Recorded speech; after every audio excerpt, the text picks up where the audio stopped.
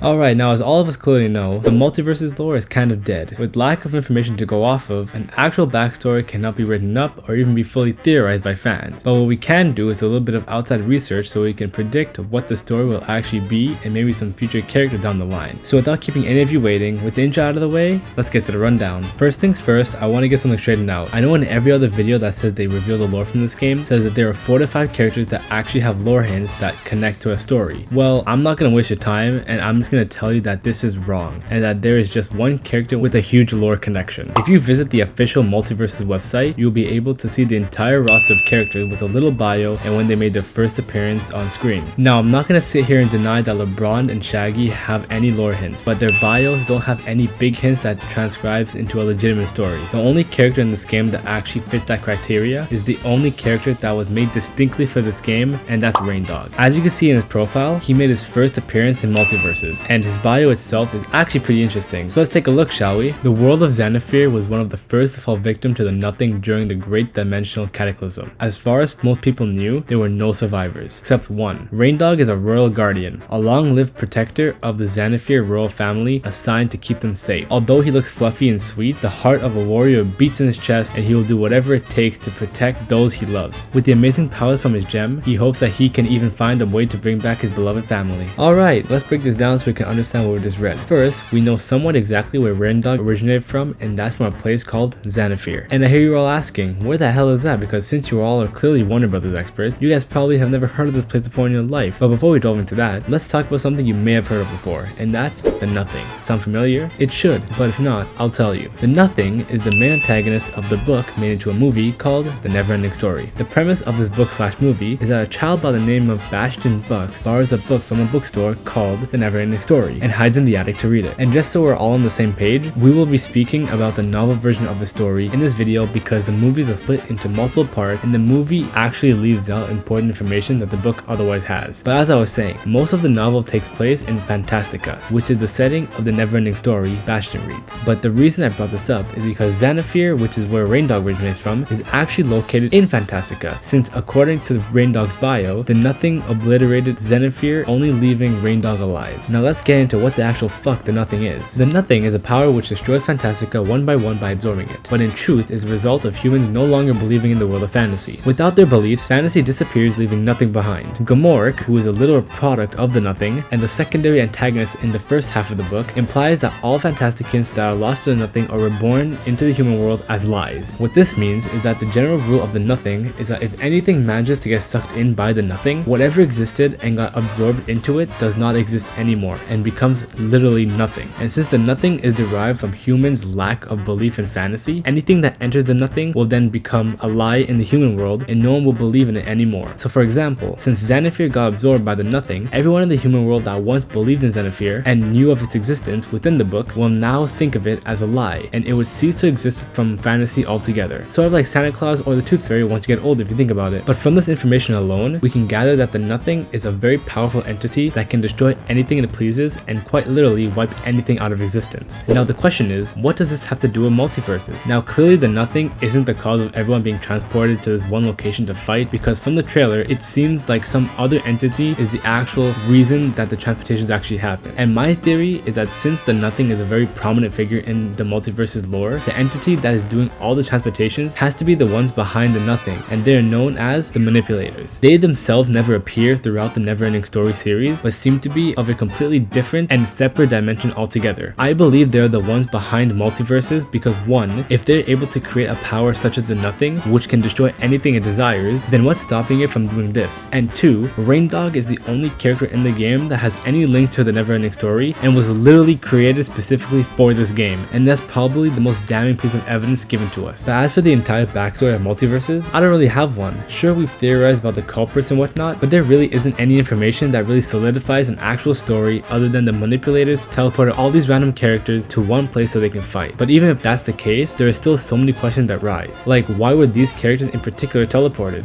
Where were they teleported, and why are they fighting against one another? All these questions with only little information will get us nowhere. So all we have to do now is wait, because the developers love giving out information about this game in general, so I don't doubt that more information will be out soon, especially with the release of Rick, since he literally goes into multiple different universes and dimensions on the daily. So who knows, he could have gotten in contact with the Manipulators at some point in time and we'd have no idea. So at the end of the day, we don't really know what's to come, but what I can tell you for sure is that we've reached the end of the video. If you guys enjoyed today's video, don't forget to hit the subscribe button and like the video if you did. I also want to apologize for being gone for so long and this video being delayed as well. So I just want to say, starting now, videos will be rolling out like they usually do, so keep a lookout for more content in the future. As always, I hope you guys have an amazing rest of your day. Stay safe, stay healthy, and I'll see y'all next time. Peace.